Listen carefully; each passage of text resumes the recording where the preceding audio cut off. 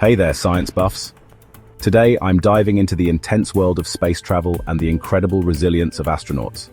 Specifically, I'm talking about NASA astronauts Sunita Williams and Butch Wilmore, who are gearing up to return to Earth after an unexpected 9-month mission in space. Accompanied by another NASA astronaut and a Russian cosmonaut, Williams and Wilmore is on their way back to Earth. Originally, their mission was supposed to last just a week, but due to unforeseen circumstances, they found themselves floating in microgravity for 9 months. This unplanned extension has been a massive test of their adaptability, as they have had to wait for a safe return plan to be put together. But let's not forget the toll this extended stay in space has taken on their bodies. Astronauts face significant physiological changes due to prolonged exposure to microgravity, radiation, and isolation. The impact on muscles, bones, and even mental health can be severe. So, what exactly happens when a mission goes on much longer than expected?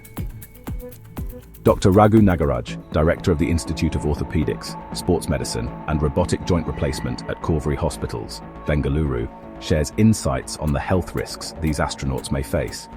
First up, muscle and bone loss. In microgravity, muscles, especially those in the lower back, legs, and core, lose mass and strength because they're not being used to support body weight, explains Dr. Nagaraj.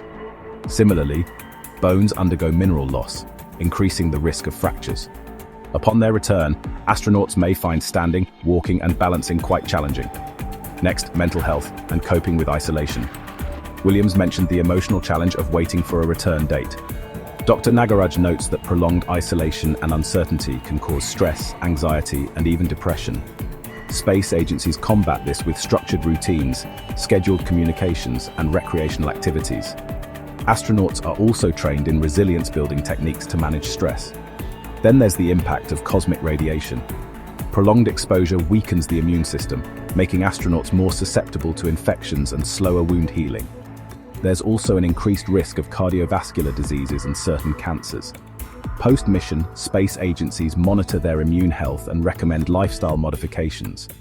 Other health concerns include vestibular dysfunction, which affects balance, and orthostatic intolerance, causing dizziness due to circulation changes.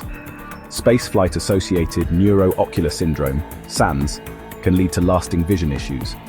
While most effects improve with rehabilitation, long-term risks require ongoing medical monitoring. The hardest part is having the folks on the ground not know exactly when we're coming back, Williams admitted in a recent press conference from space. It's been a roller coaster for them, probably more so than for us.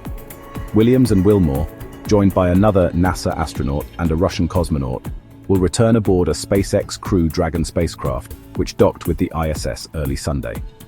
Their journey began in June 2023 on Boeing's Starliner during its first crewed mission.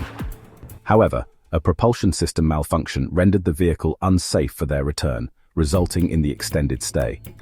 NASA has announced that the astronauts are set to splash down in the ocean off Florida's coast at approximately 5:57 p.m. local time on March 18th.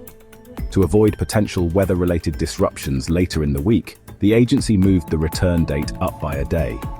If you found this deep dive into space health risks fascinating, make sure to like, share, and subscribe to the channel. Thanks for watching. Outro music fades.